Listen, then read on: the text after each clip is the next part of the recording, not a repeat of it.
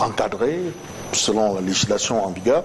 Une certaine source indique d'ailleurs que les dames qui ont manifesté du côté de cet établissement ont été arrêtées, interpellées par la police. On ne sait pas si jusqu'ici elles ont été libérées. Voilà. Alors, est-ce qu'on a besoin, pour une cause aussi noble, d'interpeller des personnes qui, spontanément, sans effigie d'un parti politique, qui viennent pour une cause sociale manifester? Est-ce que c'était nécessaire, important?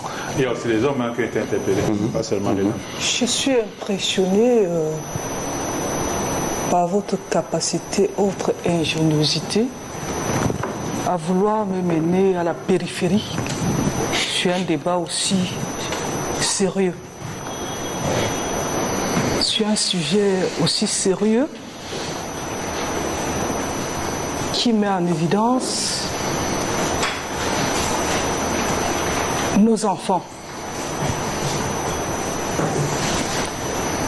les enfants de la société, les enfants qui auraient pu être les vôtres également.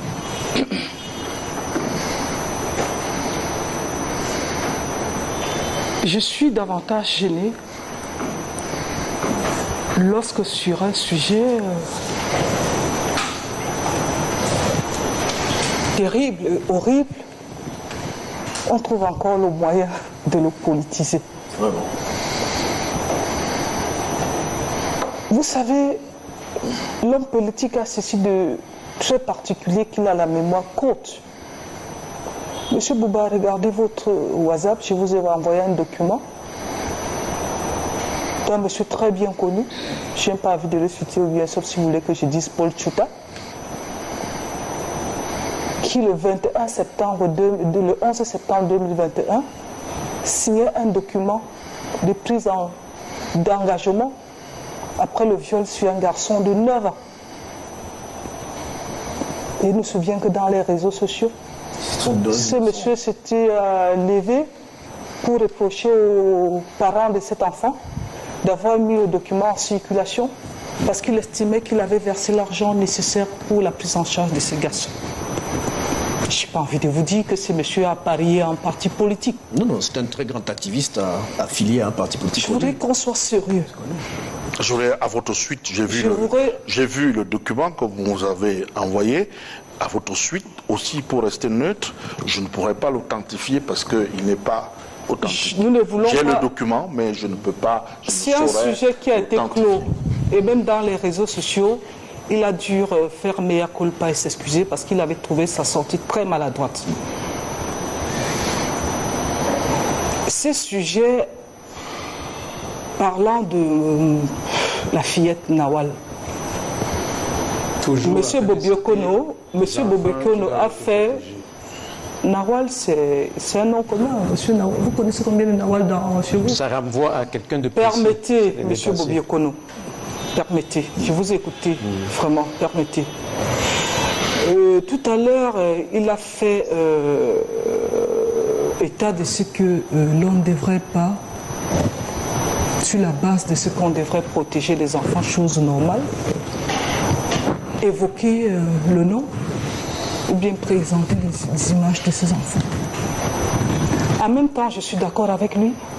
Sur le plan déontologique. Mais je voudrais que vous voyez à travers cela la volonté des concernés, la volonté des parents victimes d'interpeller la conscience des uns et des autres. Oui, j'ai cité Paul Tchouta, quelqu'un l'a défendu et dit oui, c'est pas authentifié. Mais personne n'a jamais parlé d'Éric. Son camarade politique. Éric Mwandabé, qui a,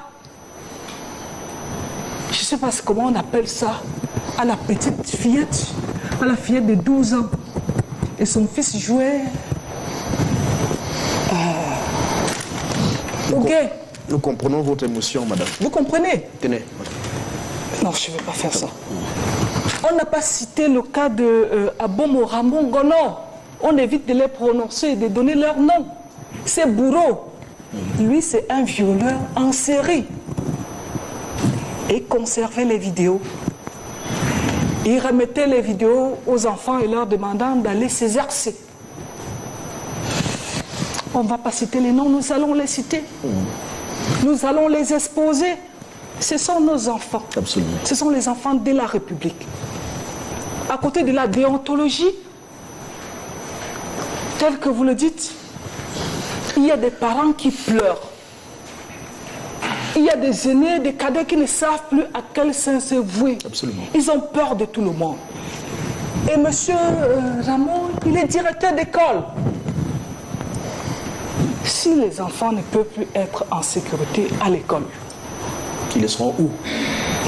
ni à la maison, parce que celui de Mélène a violé sa sœur cadette. Il a tiré dans sa chambre. Un certain, il s'appelle Ngameni. Une fille de 14 ans, il a violé dans sa chambre. On ne va pas continuer à garder les noms. C'est pour cette raison que oui, par élégance, vous dites présumé coupable. Lorsqu'on t'a pris dans la main, vous n'êtes plus présumé coupable, vous êtes coupable. La présomption d'innocence ne vaut plus son pesant d'or. Et lorsque nous l'avons dit, parce qu'on s'est assez indigné, nous allons interpeller les uns les autres, que chacun fasse son travail. Si les mamans sont sorties, c'est parce qu'elles en ont ras-le-bol. J'avais dit sur un plateau que moi je voulais la reconstitution de monsieur, est-ce qu'il mérite le titre de monsieur? C'est Gourou, c'est Bourreau. Eric Madabe qui avait fait des choses graves à la regrettée divine, qui avait vendu le coq, elle avait fait pipi, tout le monde a vu. Nous attendons cela. Il faut que la justice se saisisse. Parce que ça commence à monter. On disait Yaoundé, Douala, Baganté. Vous l'avez vu, vous avez fait votre reportage, c'est Baganté. On va dire les ministres, celui que je voyais là, c'est un ministre. Sauf si c'était des pratiques. Bon, ailleurs ils appellent ça merci maman, pour avoir beaucoup d'argent. Et lorsque ça se passe, monsieur Bouba, dites-vous qu'il y a des parents qui le savent. Il y a des amis qui savent qu'ils font ça. Arrêtons de protéger des bourreaux. Arrêtons de protéger des assassins au prétexte qu'ils font des pratiques pour avoir de l'argent. On ne peut pas continuer à l'accepter. Que la société les condamne et que la loi fasse son travail. La condamnation à mort, la peine de mort n'est pas encore révolue parce que quand on a fait ce que Ngono Ramo a fait à près de 15 enfants, de 4 à 13 ans, je ne sais pas ce qu'il fait encore dans notre société pour encombrer nos cellules. Quand Eric Madabe a fait ce qu'il a fait à la divine Mbarga, je ne sais pas ce qu'il fait encore dans la prison de fou pour encombrer notre prison.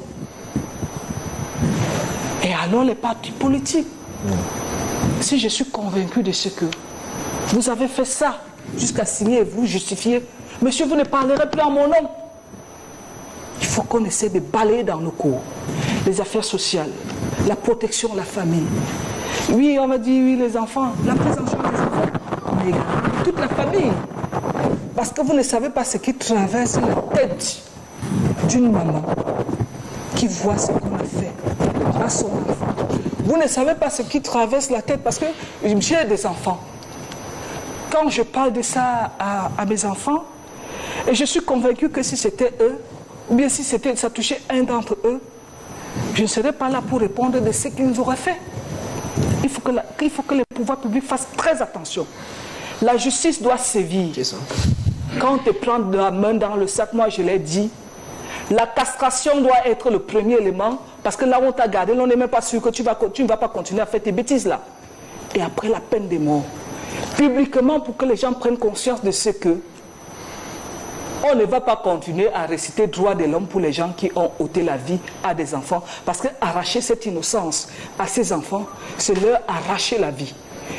Et les dossiers absents, les gens semblent prendre ça avec légèreté et faire comme si c'était une exclusivité camerounaise. Les dossiers absents nous ont révélé tellement de choses que les parents doivent faire très attention. Tous ceux qui ont été violés, tous ceux qui ont subi ces crimes, appelaient leur bourreau tonton. Je pense que nous devons arriver au niveau où tout le monde doit être monsieur, parce que chacun doit être étranger à notre enfant. On ne sait plus à qui faire confiance. La divine, elle étudie avec le fils de Sieur Mwandabe, Eric. Et c'est ce fils-là qui a joué la sentinelle.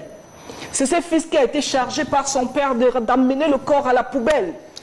Donc il faut que les parents comprennent que, ah oui, nous sommes arrivés au niveau où nous ne devons plus faire confiance ni aux amis, ni aux voisins, ni aux parents. Parce que même dans les familles, le témoignage de ce document qui fait état de ce qu'il y aurait eu arrangement à l'amiable que le monsieur avait, je vais retrouver dans les réseaux sociaux, je vais retrouver sa page, qui a avoir fait un arrangement à l'amiable. Ses parents également qui font des arrangements à l'amiable, après des crimes crapuleux comme ceci, ils méritent également d'être envoyés en prison.